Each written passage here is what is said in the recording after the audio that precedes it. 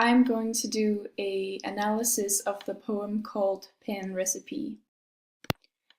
And first I will just do a short presentation of the text, and the text is right here, as you can see. And like I said, the poem is called Pan Recipe, and it's written by John Aggart, and it is in the collection of poems called Man to Pan.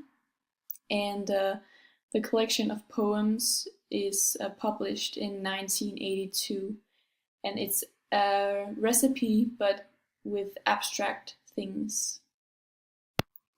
The structure of the poem, like I said, it's a recipe because it says so in the title, and it is one stanza with 19 verses, and there are line breaks in the middle of some of the sentences. For example, add pinch of pain to rain of rage. And the order of the poem is a chronological order, and the sentences are rather short, and they are almost of equal length. And the time of the poem is present time. The language and imagery. The language of the poem is rather simple language. There are no complex words, but there are some negative words, and these words are words like rape, and pain, and blood, and hell. And these words kind of gives the poem a negative feeling and also some sort of uncomfortable feeling to the reader. Then there are some personifications in this poem, and I have 3 examples, and it is bring memories to boil, which is verse 3, add pinch of pain, verse 5, stir sound from dustbin, verse 15. And here it is memories, pain, and sound. These words are abstract words, which means you can't like reach out and grab them with your hands. And then there are a comparison, which is whip well like hell, verse 14. And it's the word like who makes it a comparison. Then a little bit about the rhythm and the rhymes, because there are some rhyming couplets in this poem, and I have 3 examples. And the first example is verse 11 and verse 12. Till energy burst with rhythm thirst, and here it is burst and thirst who rhymes with each other. And verse 14, which is whip well like hell, and it is well and hell who rhymes with each other. And lastly, verse 15 and verse 16, stir sound from dustbin, pound handful biscuit tin. And here it is dustbin and biscuit tin who rhymes with each other.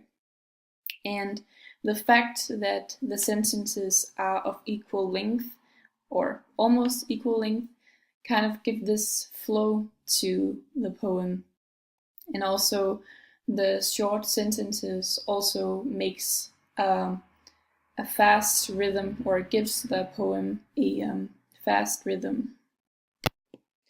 The theme of the poem is suppression, because there is a lot of elements in this poem that show suppression. Just in the first sentence, or the first verse, first rape a people. The word rape has different meanings. It can mean to rape someone, but it can also mean to deprive people of their rights and make them slaves and cause people pain.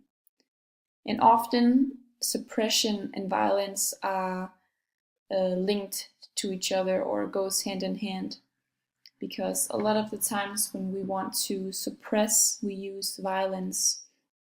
And that is really shown in this poem by the use of words such as rape, pain, and blood. And here in the last verse, it says, when ready will explode. And the word explode also has different meanings. It can mean if a bomb exploded, but it can also mean being out of control, revolt, or revolution. And it's the people up here who are deprived of their rights, who are exploding because they will not take any more of this oppression. So they make a revolt. Putting the poem into perspective, the topic of slavery goes hand in hand with the theme of the poem, which were suppression, because slavery is a type of suppression, and also suppression is a type of slavery. And that's really what is going on in this poem, because I talked about the meaning of the word rape, and also the meaning of the word explode. The conclusion of this analysis is that suppression very often leads to violence and social unrest, and also the feeling of injustice often makes people take action. And this is a very brutal and also a kind of negative poem, and this is shown by the use of language, imagery, and also the structure of the poem. And lastly, I just want to read my own poem. Step 1.